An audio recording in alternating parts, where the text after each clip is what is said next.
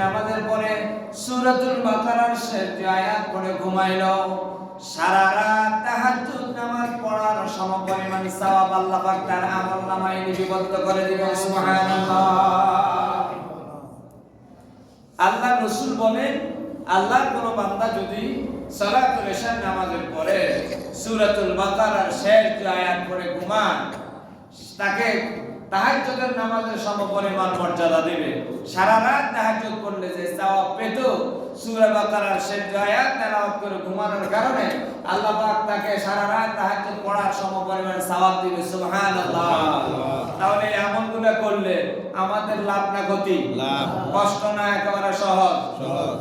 আল্লাহ রাসূল বললেন, ও আমার সাহাবীরা, তোমরা নিজেরা সূরাতুল বাকারার শেষ যে আয়াত মুখস্থ করো, তোমার স্ত্রী, তোমার ছেলে মেয়ে, তোমার আত্মীয় স্বজন সবাইকে সূরাতুল বাকারার শেষ যে আয়াত মুখস্থ করার জন্য অর্ডার দিবে। হযরত আলী রাদিয়াল্লাহু তাআলা আনহু এবং হযরত ওমর ফারুক রাদিয়াল্লাহু তাআলা আনহু বলেন, মুমিনদের ভিতরে বুদ্ধিমান যারা, তারা এই অল্প আমল করে অধিক সওয়াবের অধিকারী হওয়ার কি আছে? সুযোগ আছে। আছে না? আপনি তাহাজ্জুদ পড়তে পারেন না, পড়তে পারলে ভালো। প্র্যাকটিক্যালি অরিজিনাল তাহাজ্জুদ পড়তে পারলে তার সওয়াব আলাদা। কিন্তু আপনি বয়সের ভারে, ব্যস্ততার কারণে অথবা ঘুমাই গেছেন, তাহাজ্জুদ আপনি ইচ্ছে করলেও যদি আপনি রাত্রে জাগ্রত না হন, তাহলে তো না পড়ার সম্ভাবনা কি আছে। কিন্তু আপনি যদি ইশার নামাজ পড়ে সূরাতুল বাকারার শেষ যে আয়াত পড়ে ঘুমান, তাহলে আপনি অরিজিনাল তাহাজ্জুদ পড়তে না পারলেও আল্লাহ পাক আপনার আমলনামা সারা রাত তাহাজ্জুদ পড়ার সমান সওয়াব দিয়ে দিবেন। সুবহানাল্লাহ। তাহলে পারবেন তো ইনশাআল্লাহ আমলটা করতে? ইনশাআল্লাহ। আগে শর্ত হলো ইশার নামাজ পড়তে হবে। কি পড়তে হবে? ইশার নামাজ পড়তে হবে।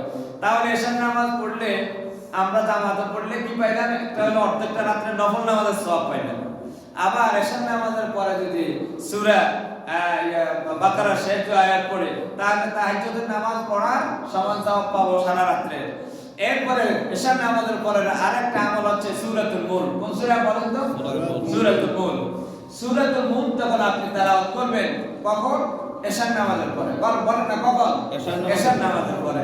আপনাকে যখন কবরে রাখা হবে, ইদা উদিয়াল মাইয়িতু ফি কবরিহি, যখন আপনাকে কবরে রাখা হবে, ফাজারা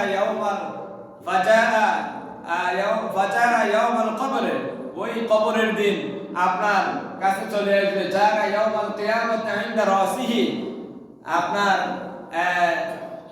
যে ব্যক্তি যখন মরে তখন তার জন্য ওই দিন থেকে কিয়ামত। আল্লাহ রাসূল বলেন, ওই ইন্তেকালের পরে তার মাথার পাশ দিয়ে আসি সূরাতুল মুলক এবং কোরআনে কারিম আসে বসে দেখবে। সুবহানাল্লাহ। তাহলে ইশার নামাজের পরে আমরা কয়টা আমাদের কথা বললাম বলেন? এক নম্বর, ইশার নামাজ জামাতে পড়তে হবে। আল্লাহ আমাদেরকে জামাতে ইশার নামাজ পড়ার জন্য কবুল করেন, বলি আমিন।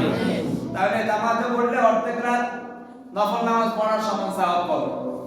সূরা বাকারার শেষ যে আয়াত তেলাওয়াত করে ঘুমাইলে তাহাজ্জুদ নামাজ পড়ার সমান সওয়াব পাবো। আর সূরা মুলক পড়ে ঘুমাইলে আপনাকে যখন কবরস্থ করবে, আপনার ইন্তেকাল হবে, আপনার মাথার পাশে আসি কোরআন শরীফ বসে থাকবে। সুবহানাল্লাহ।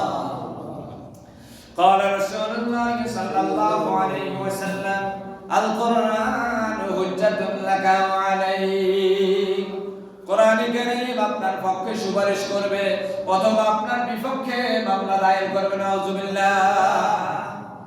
আল কোরআন হুজ্জাতুল লাক, কোরআন যার পক্ষে থাকবে তার আর কোনো অসুবিধা নাই।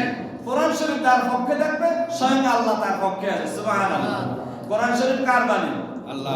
তাহলে কোরআন শরীফ যখন আপনার মাথার পাশে দিয়ে আসবে, তার মানে উপরওয়ালার কি আছে? ইশারা ইঙ্গিত আছে। ইশারা ইঙ্গিত থাকা মানে আমার শুনছি। কোরআন শরীফ যখন থাকবে, এই কোরআন শরীফ বলবে আমার সামনে তাকে কোনো প্রশ্ন করা যাবে না।